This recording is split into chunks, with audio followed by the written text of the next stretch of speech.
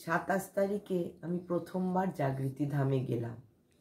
এর আগে আমার হাজব্যান্ড গিয়েছিলেন, গিয়ে এসে ওখানে খুব প্রশংসা করেছেন। তো তারপরে আবার আমার সুযোগ আসলো 27 তারিখে। সেদিন আমার স্কুল ছিল, শনিবার হলেও আমার স্কুল ছিল এবং স্কুলে খুব গুরুত্বপূর্ণ কাজও ছিল, কিন্তু তাও আমি অনেক কষ্টে সময় বার করে 11টার সময় স্কুল থেকে বেরোতে পারি। তারপর ওখানে গিয়েছিলাম, তখন বেদান্ত সেশনটা শুরুই হয়ে গেছিল, কিন্তু তাহলেও ওরা আমাদের জন্য ওয়েট করছিল এবং গাড়ি থেকে নামার সঙ্গে সঙ্গেই 3 জনে মানে হাত জোড় করে ছুটে আসা, মনে হলো যেন আমি একজন ভিআইপি।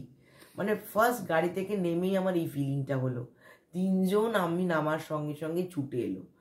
এটা আমার কাছে একটা সাংঘাতিক ব্যাপার। তারপরে ঢোকার সঙ্গে সঙ্গে ওয়েলকাম ড্রিঙ্ক, অসাধারণ। তারপর আমরা বেদান্ত রুমে গেলাম। সেশনটা সত্যি খুব ভালো হয়েছে, অনেক কিছু তথ্য, নতুন তথ্য জানতে পেরেছি। লাস্টে আরেকটা সেশন যেটা হয়েছে অ্যালজাইমার্স, যেটা সবারই বোধহয় ফিউচারের জন্য, মানে অ্যাটলিস্ট আমরাও তো অন্তত তাই ভাবি, 99%এরই শেষের দিকে কিছু না কিছু ডিমেনশিয়া না হলেও অ্যালজাইমার্স তো মানে ভাবি হতেই পারে।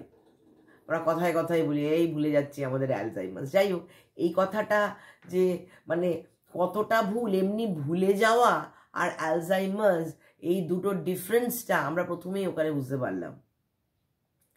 তো যাই হোক, ওটাও খুব ভালো, খুব মানে অনেক তথ্য নিয়ে এবং স্ক্রিন শেয়ার করে অনেক ইনফরমেশন আমরা পেলাম। তারপরে আড্ডাটাও বেশ জমিয়ে আড্ডা হয়েছে। ওদের ছোট মেয়েরা এত সত্যি সুন্দর, এত ভালো লেগে। আর সব থেকে আমার আরেকটা যেটা ভালো লেগেছে, আমাকে প্রথম দেখেই সোমা আন্টি বলে ডেকে কথা বলা, মানে সত্যি আমি ভাবিনি। আমি খুব সোশ্যাল, অনেক জায়গায় যাই, অনেকের সঙ্গে মিশি, কিন্তু ফার্স্ট ভিজিটে সবাই আমাকে সোমা আন্টি বলে ছোট ছোট মেয়েরা ডাকছে, এটা ইট ওয়াজ বিয়ন্ড মাই এক্সপেকটেশন। তো একসাথে যে এক কথায় যদি আমি বলে শেষ করি যে ইট ওয়াজ আ লাভলি ভিজিট অ্যান্ড আমি আবারও যাব, নিশ্চয়ই যাব। এবং সেদিন আমাদের নাইট স্টে করা হয়নি, কারণ ওটা একটু প্ল্যান করে করতে হবে, যেহেতু আমার অনেক কিছু নানান রকম আরও এনগেজমেন্ট থাকে।